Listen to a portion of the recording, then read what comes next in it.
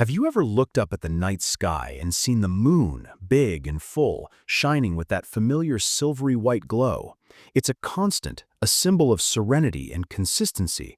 But what if I told you that, on certain nights, that tranquil orb can transform into a fiery crimson sphere, a sight so dramatic and bizarre it has terrified, mystified, and inspired humanity for thousands of years?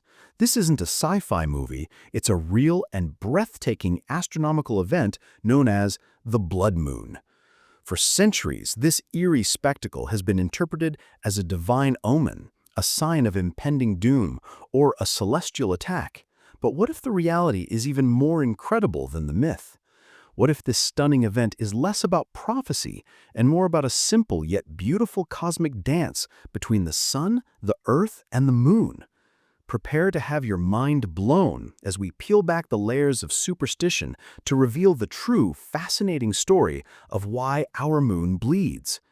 For as long as we've looked up at the sky, the sudden shift of a familiar celestial body from white to blood red has sparked fear.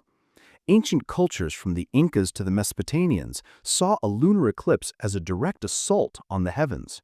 Inca legends spoke of a mythical jaguar attacking and devouring the moon, causing it to bleed crimson. To scare the beast away, they would shout, shake spears, and even beat their dogs, creating a cacophony of noise. Meanwhile, the ancient Mesopotamians, who could actually predict these events with some accuracy, believed a lunar eclipse was a direct omen against their king. So what did they do? They'd appoint a proxy king, a sacrificial lamb, an expendable commoner, to sit on the throne for the duration of the eclipse while the real king went into hiding. Once the moon returned to normal, the proxy king would conveniently disappear and the monarch would return to power, safe and sound. The myth was simple. The cosmos was trying to kill the king, and a human shield was the best defense. The reality, of course, is far less dramatic and infinitely more elegant. The blood moon is nothing more than a total lunar eclipse. It happens when the sun, the earth, and the moon align in a precise straight line, with our planet positioned perfectly in the middle. The earth casts a massive shadow into space, and as the moon passes through the darkest part of that shadow, the umbra, it should, by all logic, disappear completely. So why doesn't it? The surprising fact is that the red glow is caused by all the sunrises and sunsets happening on Earth at that very moment. Think about it. A thin ring of our planet's atmosphere is still being hit by sunlight. This atmosphere acts like a lens and a filter, bending and refracting the light. But it doesn't bend all light equally. Shorter, bluer wavelengths of light are scattered away by molecules in our atmosphere. This is the same reason our sky is blue during the day. However, the longer red and orange wavelengths of light pass through the atmosphere, are bent inward, and then are cast onto the surface of the moon, bathing it in a soft, ethereal crimson. It's not a jaguar's meal or a divine assault. It's a stunning side effect of our own planet's atmosphere. So the next time you hear someone talking about a blood moon omen, you can tell them it's just the Earth giving the moon a little sunset kiss. But this kiss has had a far greater impact on history than you might think. The history of eclipses is full of myths, but it's also a story of power, knowledge, and a little bit of theatrical flair. Think about the first European colonists arriving in the Americas. They had a massive technological advantage, but to the indigenous populations, they were often seen as strange, potentially hostile visitors. That's where an astronomical event and a little bit of showmanship came in. Christopher Columbus and his crew, stranded on the island of Jamaica in 1504, were running out of food. The local Arawak people, tired of the colonists' demands, refused to provide them with supplies. Columbus, a man of his time, wasn't just a navigator. He was also an amateur astronomer who had brought an almanac with him. He knew that a total lunar eclipse was set to occur on February 29th. The myth of the divine omen was about to be weaponized.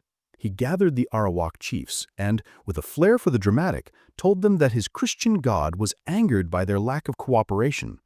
As a sign of this divine displeasure, he proclaimed that God would make the moon disappear from the sky and turn it to fire. The chiefs, no doubt skeptical, watched as the eclipse began on cue. Slowly, the moon began to darken and take on a bloody hue. As the moon vanished into the umbra, the terrified Arawak people were convinced. They pleaded with Columbus to intercede on their behalf. Columbus, playing his part perfectly, retreated to his cabin for a dramatic prayer. A few moments later, when the moon began to reappear from the Earth's shadow, he emerged and announced that his God had forgiven them. They immediately began providing the Spanish with food, saving Columbus and his crew from starvation. This cunning use of a scientific phenomenon to manipulate a culture's beliefs wasn't a one-off. It was a repeated strategy used by countless explorers and conquerors. It wasn't a prophecy. It was a psychological weapon. Columbus's story is a chilling reminder of how knowledge of the cosmos can grant immense power. But what about the other side of that coin? What happens when we can't explain what we see? You might think that every blood moon looks exactly the same, a deep, uniform red. But if you're a medieval monk meticulously recording celestial events, you'd know that's not true. A fascinating reality is that not all lunar eclipses are created equal. Some are bright and brilliant, orange, while others are so dark they can make the moon nearly vanish from the sky. This subtle variation has nothing to do with the moon itself and everything to do with Earth's air pollution. A key scientific fact is that the shade of red, from fiery orange to almost invisible dark gray, depends on the condition of our planet's atmosphere. The amount of dust, volcanic ash, or moisture in the air can either amplify the red light or block it almost entirely. This is why a particularly deep red or dark eclipse is so fascinating to astronomers. For example, a famous dark eclipse was recorded in 1601 by the renowned astronomer Kepler. He wrote that the moon was so faint it was barely visible. This fact later helped scientists pinpoint and date a major volcanic eruption that occurred in South America around the same time. The volcano, now known to have been Mount Huayna, spewed a massive amount of ash into the stratosphere, which then spread around the globe. This ash acted like a cosmic filter, blocking the sunlight that would normally have illuminated the moon. So what you think is just a celestial light show is actually a stunning natural record of our planet's volcanic history. The moon becomes a canvas, and Earth's atmosphere provides the paint, reflecting our planet's turbulent past back at us in a spectacular display of light and shadow. It's an amazing thing to think about, isn't it? That a single celestial event can tell us about our own planet's history. But the blood moon's legacy isn't just in the past, it's also tied to modern-day prophecy. Move forward to the 21st century and you'll find that the ancient fear of the blood moon is alive and well. In the early 2010s, a new wave of apocalyptic fervor swept across certain religious communities in America, all centered on a series of 4 consecutive total lunar eclipses, a phenomenon known as a tetrad that occurred between 2014 and 2015. This was dubbed the blood moon prophecy. 2 American Christian pastors, Mark Biltz and John Hagee, authored books and preached sermons claiming that these eclipses, which conveniently fell on major Jewish holidays, were a sign from God foretelling a major, world-altering event. The prophecy, while gaining massive media attention, was rooted in a selective reading of biblical texts from the book of Joel and Revelation.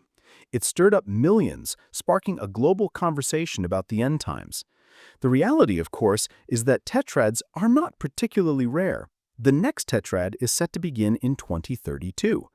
Even more telling is the fact that 3 of the 4 eclipses in the 2014 to 2015 series were not even fully visible in Israel, the very land the prophecy was supposed to be about. The myth of the blood moon as an omen, though powerful and ancient, still has a firm grip on the modern imagination, showing just how much we want to believe there is a hidden mystical message in the cosmos. It's a natural human impulse to seek meaning in the unusual.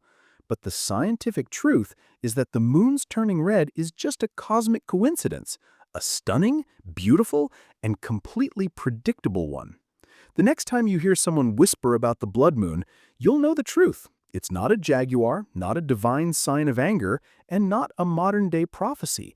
It's a breathtaking demonstration of celestial mechanics and atmospheric physics. It's the Earth literally giving the moon a shadow of its own beautiful sunsets and sunrises. So go outside and look up at the night sky, and don't forget to hit that subscribe button and turn on notifications for more fascinating facts and stories from the universe. And tell us in the comments, what's the most mind-blowing fact about the blood moon you just learned?